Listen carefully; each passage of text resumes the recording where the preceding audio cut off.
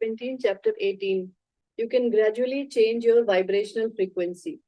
आप धीरे धीरे अपनी वाइब्रेशनल फ्रीक्वेंसी चेंज कर सकते हैं। इसमें लिखा हुआ है धीरे धीरे कर सकते हैं। इसका मतलब अगर तुरंत सब कुछ सही नहीं हो रहा है, बीच बीच में नीचे चले जा रहे हैं, तो टेंशन लेने वाली बात नहीं है। तो जब भी आप डिसाइड करते हैं अपने अंदर दूसरी तरह के थॉट्स, डिफरेंट थॉट्स को लाने के लिए, इसका मतलब ये बिल्कुल भी नहीं होगा कि आप तुरंत वैसे बन जाएं जैसा आपने सोच रखा है, जो हर समय पॉजिटिव होता है। तो इसलिए जब भी नेगेटिव थॉट्स आएंगे तो आपको क्या करना है, सिर्फ आप अवेयर हो जाएं और गिल्ट वाली फीलिंग में बिल्कुल नहीं जाना है, बिकॉज गिल्ट इस जो है वो सबसे लोएस्ट फ्रीक्वेंसी है। और इसलिए खुश हो जाए कि अब आप वहां नहीं हैं जहां कभी पहले हुआ करते थे। मतलब उस जगह नहीं है जो हर समय नेगेटिव, हर समय किचकिच, हर समय चिड़चिड़ वाले मोड में रहता था। तो एक टाइम वैसा भी था और हम सब उस टाइम से गुजरे हैं। वो टाइम, वो जगह एक्चुअली वो छूट चुकी है। इसलिए खुश हो जाए कि अब वहां पे नहीं है जहां हम सब एक टाइम पे हुआ करते थे। Most of the time negative ही रहते थे, तो उस जगह को हम सब छोड़ के आ चुके हैं। इसलिए सभी लोग बहुत खुश हो जाएं। जैसे ये याद आए तो और भी खुश हो जाएं। तो इब्राहिम कहते हैं you can not jump instantly to a different vibrational place. एक अलग ही वाइब्रेशनल जगह, प्लेस जो है उस पर आप तुरंत जंप नहीं कर सकते। जैसा मैंने हमेशा बताया कि ये स्टेप बाय स्टेप सीढ़ी की तरह है, एक जर्नी है जिसको कि आपको एंजॉय करना है।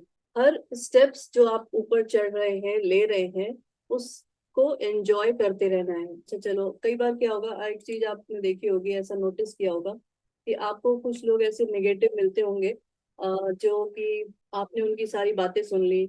बातें मतलब दुख दर्द सुन लिया, जैसे हम भी कभी हुआ करते थे। लेकिन अब आप उस लेवल पे आ गए होंगे और आपसे कुछ लोग ऐसे मिलते होंगे कि जो बहुत ज्यादा नेगेटिव बातें करते होंगे, और आपने उनसे कहा, उनसे बोलने की कोशिश करी कि पॉजिटिव रहो, सब कुछ सही हो जाएगा। ऐसे कुछ फ्रेंड्स होते हैं, कुछ रिलेटिव्स भी होते हैं जो बहुत नजदीकी वाले लोग होते हैं, और जिनकी हम हेल्प करना चाहते हैं।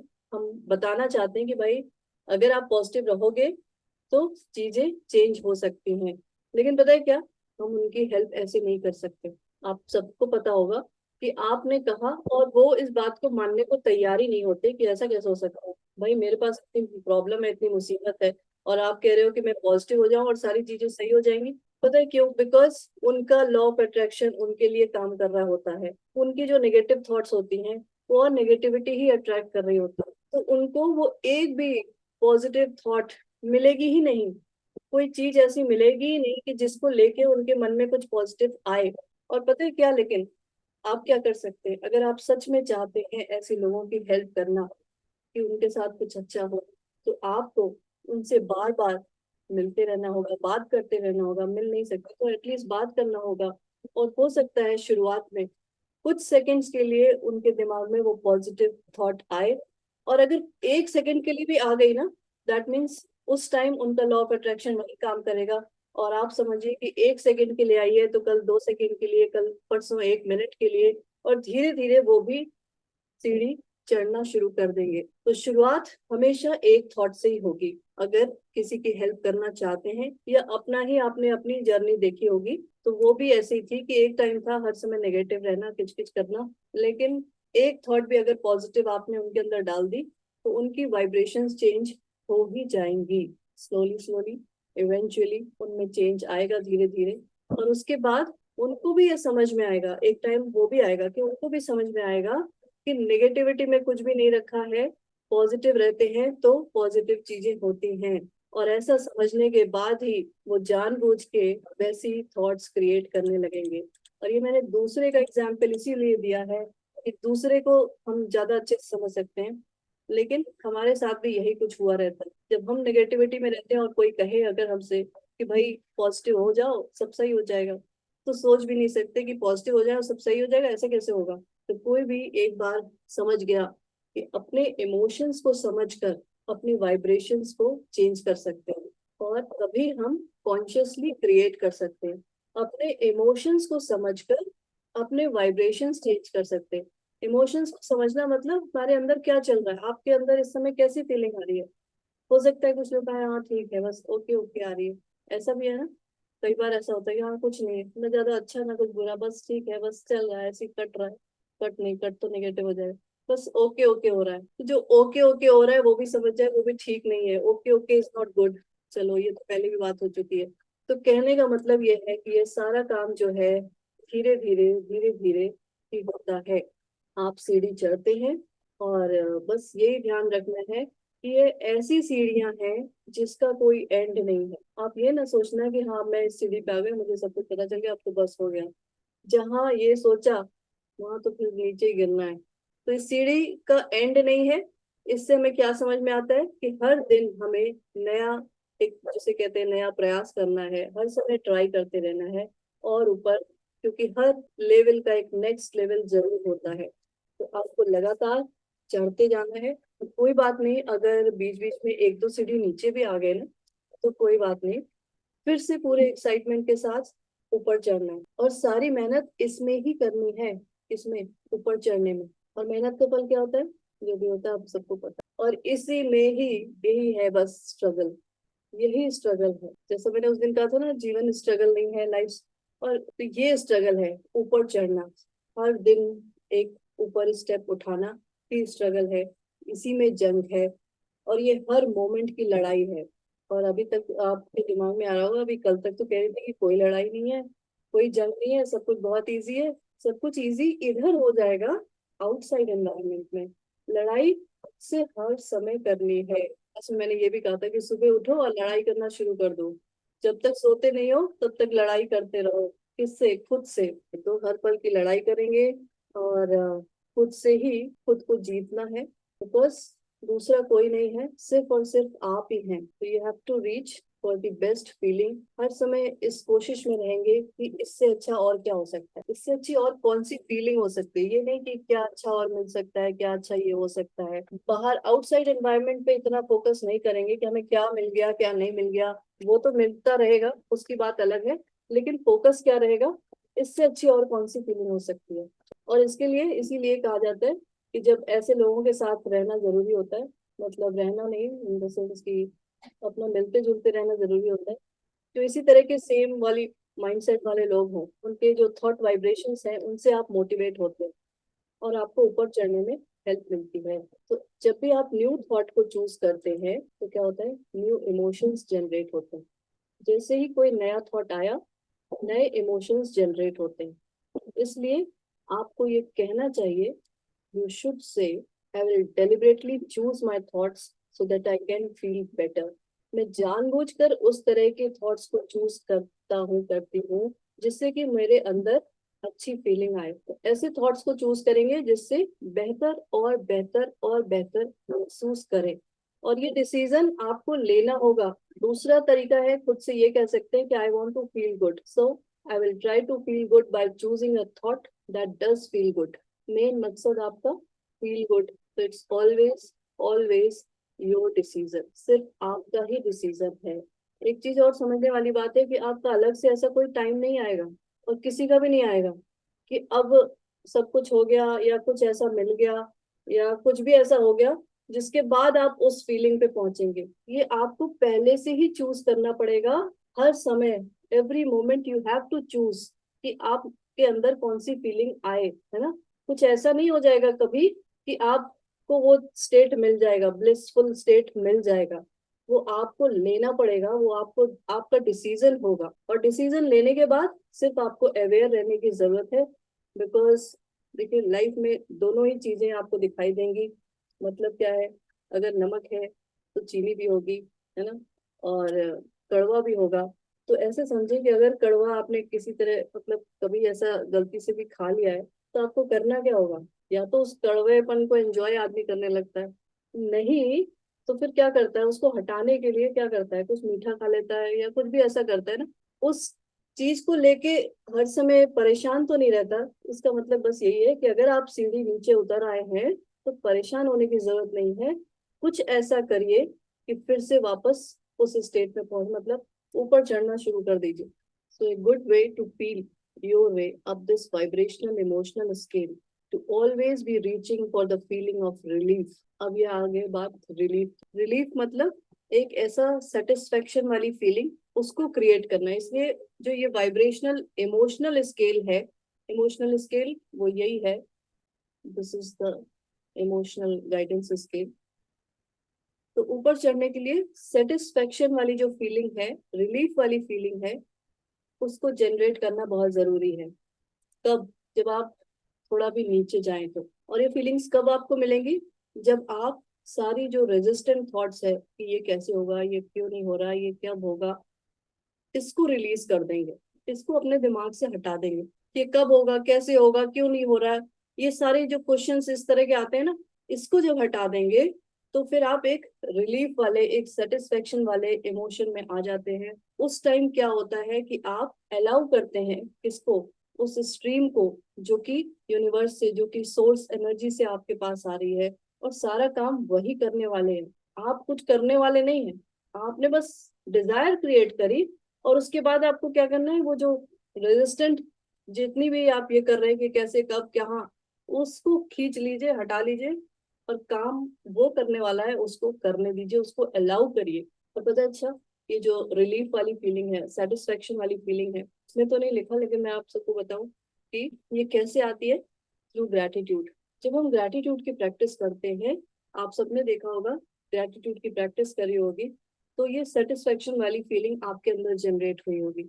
और यही सेटिस्फेक्शन वाली फीलिंग क्या करती है कि लेट गो, मतलब जो आप कैसे कब कहाँ क्यों कैसे ये सब जो दिमाग में क्वेश्चन आ रहे थे, उनको आप छोड़ देते हैं और आप इस चीज को एंजॉय करने लगते हैं जो कि आपके पास ऑलरेडी है। आपको समझ में आता है कि मेरे पास जो भी है वो बहुत है, पहले मैं उसके लिए तो इतना शुक्राना कर लूं। तो वो सेटिस्फेक्शन वाली जैसे जैसे फीलिंग बढ़ती चली जाती है, आप उसको अलाउ करते हैं अपना काम करने के लिए। तो बस ऐसे समझेंगे कि वो जो रिलीफ वाली फीलिंग है या सेटिस्फेक्शन वाली फीलिंग है, उसी समय आप उस वेलबींग की जो स्ट्रीम जो फ्लो हो रही है आपके थ्रू, वो सब काम करने वाली है, और वो इजीली फ्लो होके वो सारे काम आपके आसानी से कर देती है। और तभी हम सब ने देखा है कि मैजिक हो जाता है, मैजिक हो जाता है? यही मैजिक है। आपने जहां अपने आप को खींचा, हटाया उस सिचुएशन से कि ठीक है भाई, देखा जाएगा जो भी है, जैसे ही आपने अपने आप को पीछे खींचा, वो वेलबींग की स्ट्रीम फ्लो होती है और उसी से वो सारा मैजिक क्रिएट होता है। तो ये चैप्टर हो गया यही खत्म। तो आज एक नया क्रिएटिव प्रोसेस करते हैं। और इस चीज से हमने सीखा क्या? ये जो चैप्टर भी इतना छोटा सा था, लेकिन इससे हमने क्या सीखा? हमने यही सीखा कि हर दिन सीढ़ी चढ़ते जाना है बस। और अगर गलती से थोड़ा सा दो चार कदम नीचे भी उतर आए, तो गिल्ट वाली फीलिंग में बिल्कुल भी नहीं जाना है। फिर से नए एक्साइटमेंट, नए पैशन के साथ ऊपर चढ़ेंगे। और सिर्फ इसी की लड़ाई है, ये आपके खुद की लड़ाई है। और इसी को कहा जाता है राम और रावण की लड़ाई है। राम ऐसे समझ लीजिए और रावण ऐसे समझ लीजिए। तो राम और रावण की लड़ाई हर मोमेंट की है, हर पल की है, और इस लड़ाई को हम सबको लड़ना है। सुबह जैसे ही उठ जाते हैं वैसे ही लड़ाई लड़ना शुरू कर देंगे, ठीक है? जब तक सोते नहीं है तब तक ये लड़ाई चलेगी, युद्ध चलेगा, जंग होगी, ठीक, मारकाट होगी, नहीं होगी। इस बुक में ये जो क्रिएटिव प्रोसेस का जो ये फर्स्ट पेज है वो गायब हो गया है। ये देख रहे हैं 210 पेज नंबर है, और इसके बाद एक 211 गायब हो गया। लेकिन मैं आपको बता दूं कि क्रिएटिव प्रोसेस नंबर 10 है, और इस प्रोसेस का नाम है द प्लेस मेट प्रोसेस। इसे कब करना है? जब भी आपको वो यूनिवर्सल जो मैनेजर है उससे इफेक्टिवली काम कराना हो, और मे बी आपके पास टाइम ना हो, या फिर आप किसी भी वजह से आप वो कर ना पा रहे हो, तो उस टाइम आप ये प्रोसेस अप्लाई करेंगे। और ये कब करेंगे? जब आप बहुत एक्साइटमेंट मोड में हो, या पैशन वाली फीलिंग में हो, या आप उसे एकदम करना ही चाहते हो उस काम को। तो करना क्या होगा? एक पेपर लेंगे, और उसके बीच में एक लाइन खींचेंगे, और लेफ्ट साइड में लिखेंगे things I will do today, और राइट साइड में लिखेंगे things I would like the universe to do. जो आपको करना है वो लेफ्ट साइड में, और जो यूनिवर्स को करना है वो राइट साइड में। जैसे टू डू लिस्ट बनाते थे ना, तो लेफ्ट साइड में वही लिखेंगे जो आप सच में करेंगे, जो आपको करना ही करना है, नो मैटर व्हाट, आपको उसे करना ही करना है। राइट साइड में वो यूनिवर्स सारे काम करेगा। देखिए, कोई भी काम जो है वो पूरा करने के लिए सिर्फ दो ही चीजें हैं। पहली चीज, आपको ये क्लियर होना चाहिए कि हाँ मुझे ये करना है, आपको पता होना चाहिए कि क्या काम है और मतलब क्या चाहिए आपको। तो ये पहली चीज है। और दूसरा काम पता है क्या है? पहला तो ये हो गया कि आपको पता होना चाहिए कि आपका गोल क्या है या ड्रीम क्या है या आपको क्या करना है। दूसरा काम पता है क्या है? वो बहुत इंपॉर्टेंट है, और वो यही है कि आपको रास्ते से हट जाना है बस। जो अभी उस चैप्टर में बात हो रही थी ना, अपने आप को पीछे खींच लीजिए और सारा काम वो करने वाला है। तभी मैजिक होता है ना। सोर्स एनर्जी या यूनिवर्स को आपको बस अलाउ करना है उसे करने देने के लिए। उसके रास्ते से हट जाए, get out of the way. उसमें लिखा हुआ है get out of the way, उस रास्ते से हट जाए, बस वो सारा काम करके रख देगा आपका। हाँ, ये नहीं है कि आप फिर चद्दर ओढ़ के सो जाए, ऐसा भी नहीं करना है कि अब ठीक है चलो हो गया। In other words, ask. पहला पॉइंट आस्क, मतलब क्लियर इंटेंशन। एंड दूसरा क्या है? Find a way of achieving a vibration that allows it, because it is always given whenever you। दूसरा बस यही है, पहले तो आपने ask कर लिया, दूसरा find a way of achieving a vibration that allows it। और वो कौन सी वाइब्रेशन हो सकती है? वो या तो रिलीफ वाली हो सकती है, सेटिस्फैक्शन है ना, वो ग्रेटिट्यूड के थ्रू आएगी, या तो फिर वो जॉयफुल वाली वाइब्रेशन हो सकती है, या तो वो लव वाली वाइब्रेशन हो सकती है। मतलब वो जितने भी हाई वाइब्रेशन वाले थे, ये जो आपको ऊपर दिख रहे हैं, बस इस वाइब्रेशन में रहना है, इस फीलिंग में रहना है। और इस फीलिंग में रहते ही आप उसे अलाउ करते हैं कि हाँ भाई ठीक है अब सारा काम करो, मैं रास्ते से हट गई। तो इस प्रोसेस में आप क्या करते हैं कि अपना जो काम है, वो जो अभी तक इतना सारा आपका टू डू लिस्ट था, उसको आपने ट्रांसफर कर दिया राइट साइड में, मतलब यूनिवर्स के भरोसे। अच्छा, उससे हुआ क्या कि आपका पॉइंट ऑफ अट्रैक्शन चेंज हो जाएगा। क्यों? क्योंकि आपने रेजिस्टेंस क्रिएट नहीं किया कि हाँ भाई सारा काम वो करने वाला है तो मैं उसको ही करने दूंगी। और आप सबको पता है, यहाँ मैजिक बुक करके आए हैं, इसलिए वो काम करता ही करता है। इसमें कोई डाउट वाली फीलिंग होनी नहीं चाहिए। और डाउट मतलब अगेन आप बहुत बड़ा रेजिस्टेंस क्रिएट करते हैं। तो यूनिवर्स को हम लिखेंगे कैसे? या तो आई लाइक, या आई अप्रिशिएट, या आई प्रिफर, या आई वांट, मतलब मुझे ये चाहिए, या मेरे ऐसा कर दो, या ऐसा हो जाए तो बहुत अच्छा रहे।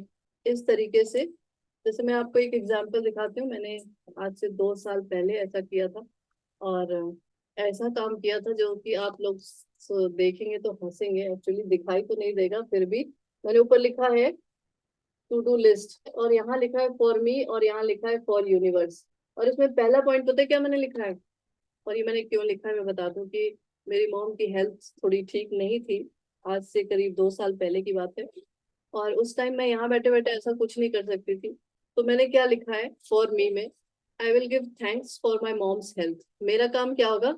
मैं सिर्फ थैंक्स दूंगी अपनी मॉम के हेल्थ के लिए। और फॉर यूनिवर्स के लिए मैंने लिख दिया था, universe provides everything for my mom's health, wellbeing, happiness and. तो मतलब यूनिवर्स के भरोसे मैंने सब कुछ डाल दिया, और मैंने अपना काम पता है क्या लिखा? कि बस मैं थैंक यू बोलूंगी आपको। और मैंने थैंक यू बोला, ऐसा नहीं है जो आप लिखेंगे वो करेंगे ही करेंगे। ये मैंने आपको सिर्फ इसलिए दिखाया कि ऐसा नहीं है कि बहुत बड़ा आपको कुछ करना होगा या कुछ ऐसा।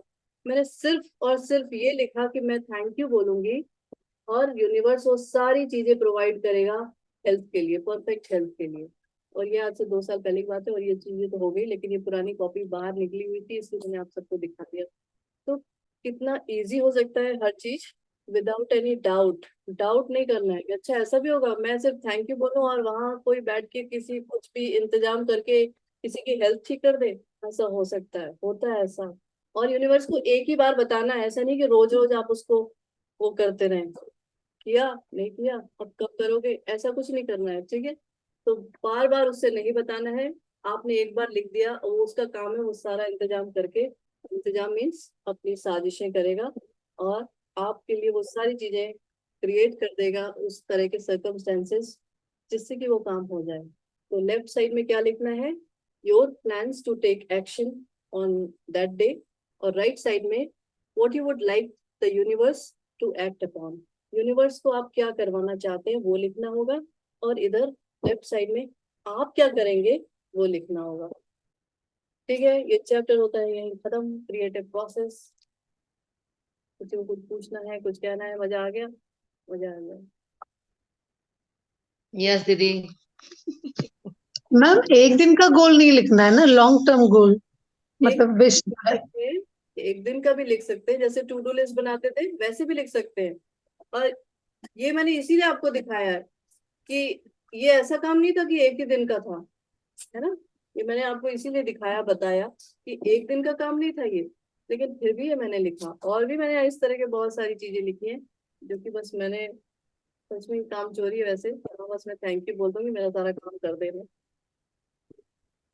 दीदी डेली चेंज भी कर सकते हैं, उसमें ही नीचे आगे बढ़ा सकते हैं। चेंज चेंज नहीं कर सकते। नहीं चेंज नहीं, यानी कि आज ये लिखा फिर कल कुछ और आया तो वो ऐसा। हाँ बिल्कुल बिल्कुल। फिर हमारी कॉपियां तो चेंज होती रहती है दीदी, एक ही कॉपी तो रहती नहीं है, फिर चलेगा कि एक ही रखना चाहिए? हाँ, इसके लिए अगर एक ही रहे तो अच्छा है। अच्छा। हाँ जी, नेहा जी कुछ कह रहे हैं आप? पूछना है, इसी के लिए पूछना है कि क्रिएटिव प्रोसेस। बोलिए बोलिए, जल्दी बोलिए। नहीं, ये जो आपने लिखने को दिया है कि एक तरफ लिखना है जो काम है, एक तरफ लिखना है जो यूनिवर्स को करना है, तो मतलब इसके पीछे का मतलब थीम क्या है इसके पीछे? इसके पीछे जो मैंने चैप्टर पढ़ाया वही थीम है कि आपका बस इंटेंशन था कि हाँ भाई, मान लो मेरा इंटेंशन था कि कहीं दूर बैठे कोई पर्सन है, वो थोड़ी उसकी हेल्थ ठीक नहीं है, ब्रेक डाउन है, वो ठीक हो जाए, मेरा ये इंटेंशन था। ठीक है। बस आपको इंटेंशन, पहले ही मैंने उस चैप्टर में बताया था कि दो ही चीजें, इंटेंशन रखना और दूसरा पीछे हट जाना, वो सारा काम वो करेगा। और वो सिर्फ आपके आसपास ही वाला काम नहीं करेगा कि आप जहाँ हो वही वाला काम करे, वो आपसे दूर बैठा चाहे जहाँ जो भी हो उसके लिए भी काम करेगा। उसकी पावर समझ रहे हैं? किसी तो को और दीदी, डाउट कुछ? ऐसा भी हो हाँ, सकता है क्या? ऐसा हो सकता है? अच्छा, मैजिक बुक में भी तो एक चैप्टर ऐसा कुछ था ना? मैजिक बुक में था नहीं? हाँ ये विश सारी पूरी होती है। देखो भाई, डाउट अगर रखा। मैम, हाँ जी। मैजिक बुक में शायद हमने लेटर लिखा था यूनिवर्स को, जो काम करना था वो ऐसा कुछ था शायद। वो मैजिक बुक का नहीं था, वो तो मैंने अपनी तरफ से आपको बताया था कि हाँ एक एप्लीकेशन लेटर लिख दो या कुछ ऐसा लेटर लिख दो। हाँ हाँ, वो लिखा था वो हमने। हाँ वो मैंने अपनी तरफ से ऐसे बताया था। हाँ, वो विश हुई थी मेरी पूरी, जो मैंने लेटर में डाली थी ना, वो हुआ था। Thank you. तो देखो भाई, ऐसे काम होते हैं। अगर डाउट रखेंगे तो कुछ भी नहीं। और डाउट मतलब बहुत बड़ा आपने पत्थर लाके रख दिया है बीच में, पहाड़, वो उसकी एनर्जी कैसे फ्लो होगी फिर? थोड़ा भरोसा रखिए उसके ऊपर, जो इतनी बड़ी दुनिया चला रहा है वो शायद आपके इतने छोटे मोटे काम तो कर ही सकता होगा ना। बहुत छोटे काम है ये। आप ही इतने छोटे, तो आपके काम तो और भी छोटे होंगे, नहीं लगता आपको? कितनी बड़ी दुनिया चल रही है पता है? जरा गूगल पे देखो, अर्थ ही इतनी बड़ी है, उसके बाद सोलर सिस्टम, फिर गैलेक्सी और इस तरह की ढेरों गैलेक्सीज, उसके बाद पूरा यूनिवर्स, उसके बाद उस तरह के बहुत सारे यूनिवर्स, सोच भी नहीं सकते उतना तो जो कर रहा है इतना काम, वो आपका इतना काम तो कर ही सकता है। आप बस रास्ते से हट जाओ। इसी को प्रेयर कहते हैं, है ना। प्रेयर का मतलब ये नहीं है कि उसके आगे रोने गाने लगो कि नहीं करो करो, कब करोगे, कब करोगे, कब करोगे, ये करने का मतलब आप रेजिस्टेंस क्रिएट करते हैं। आपको सिर्फ थैंक्स बोलना है कि for each prayer you just have to give thanks, और वो सारे काम आपके होंगे ही होंगे, without any fail, without any exception. आज नहीं तो कल। और पता है क्यों आज नहीं तो कल, क्यों मैं बोल रही हूँ? आज ही क्यों नहीं हो जा रहा है? आप भी रास्ता नहीं छोड़ रहे। हट जाओ रास्ते से, करने दो उसे सारे काम। दीदी दृष्टा भाव के बारे में थोड़ा और बताइए, डिटैचमेंट वाला। यूनिवर्स तो हमेशा बात कर ही रहा है आपसे, ऑलवेज। आप कब सुन पाते हैं ये आपके ऊपर है। जब जब आप सुनने को तैयार होते हैं तो आप सुन लेते हैं, अदरवाइज वो सारे मैसेजेस आपको हर समय दे ही रहा है। डिटैचमेंट की बात जो है, वो तो मैं आपको मैजिक बुक से बताती चली आ रही हूँ वैसे। आप एक्शन करो, रिएक्शन को भूल जाओ। रिएक्शन को कैसे भूल जाओ? क्योंकि जो भी लाइफ हो रही है हर समय, जो भी लाइफ आप एक्सपीरियंस कर रहे हैं, वो किसी न किसी एक्शन का ही रिएक्शन है। और अगर आप उसमें दोबारा से फंस जा रहे हैं, रिएक्शन में अटैच हो जा रहे हैं, दैट मीन्स आप नए सर्कल्स चलाना शुरू कर देंगे, ऐसे ही समझे। और जब नए सर्कल्स उसी तरह के चलाना शुरू कर देंगे, तो फिर वो कहानी खत्म ही नहीं होगी। इसी को डिटैचमेंट समझ लो। कि वो जो रिएक्शंस आ रहे हैं उनसे आपको अटैच नहीं होना है। आप सिर्फ अपने एक्शन, नए एक्शन क्रिएट करते जाओ, चाहे लाइफ में कैसी भी कुछ भी सिचुएशन आ रही है, लेकिन उसमें घुसो नहीं, उससे डिटैच रह के अपने एक्शंस, नए एक्शंस क्रिएट करो। जब हमारे काम हम जो सोच रहे हैं कर रहे हैं वो हो नहीं रहे हैं, मतलब कुछ तो है जो फंस रहा है। जैसे कोई बिगड़ा हुआ बच्चा है, अगर वो सुन नहीं रहा है और उसको लाख समझा रहा है, चलो ठीक है, अब उससे डिटैच होके उसकी बदमाशी देखना बड़ा मुश्किल काम है। ये आप कैसे करना है यही बताइए। ऐसा मतलब बार बार वो सीन बार बार आ रहा है, बार बार आ रहा है, इसे हट कैसे दूर करना है। नहीं भाई, वो ऐसा है, आप अपनी सहूलियत के लिए उस बच्चे की बदमाशी को रोकना चाहते हैं, ये बहुत ही गलत बात है कि वो बच्चा बदमाशी ना करे, जिससे कि मुझे अपना मेरा टाइम मिल सके या मैं अपना पीस ऑफ माइंड में रह सकूं। तो ये तो गलत चीज है, उसको बदमाशी करने दो, उसका बदमाशी करने का टाइम है, वो जब बड़ा हो जाएगा तो बदमाशी नहीं कर पाएगा। और पता है, यहाँ का टाइम ओवर हो चुका है, मैं नीचे बात करके आई थी आधे घंटे के लिए और हो गया टाइम ओवर, इसलिए बहुत शोर मच रहा होगा। सुनाई दे रहा है आप लोगों को कि नहीं ये शोर? नहीं सुनाई दे रहा है? मुझे तो बहुत सुनाई दे रहा है। चलो अच्छा, कोई बात नहीं, मैंने दीदी कुछ इसकी वो सेटिंग्स चेंज कर रखी है, शायद इसलिए नहीं सुनाई दे रहा होगा। दीदी एक बात पूछनी थी। दीदी एक बात पूछनी थी। हाँ जी बोलिए। आवाज आ दीदी, वो जो लिखना है ये लिखना है कि हो चुका है? यूनिवर्स को जो लिखना है। देखिए मैंने बताया हो नहीं चुका है, आप उसको ऐसे लिखेंगे कि मैं ये चाहती हूँ, मेरा ये काम हो जाए, मैं ऐसा चाहती हूँ। इस तरह का आपको जी इंटेंशन बस डालना है। जी कोई जी ऐसा नहीं है कि उसको प्रेजेंट टेंस में लिखना है कि हो गया है, ऐसा नहीं। जी जी। आप इधर बस ये लिखेंगे कि बस मैं ऐसा चाहती हूँ। दीदी एक से ज्यादा विश लिख सकते हैं ना? हाँ बिल्कुल, बिल्कुल जी पूरी लिस्ट बना सकते हैं, जी। Thank you. लंबी लिस्ट। ओके, थैंक यू दीदी। अच्छा फिर दीदी, ये अगर हमारे मन में आए कि चलो ठीक है, ये बच्चे को ऐसे, मतलब इसका बिहेव ऐसा होना चाहिए, ठीक है।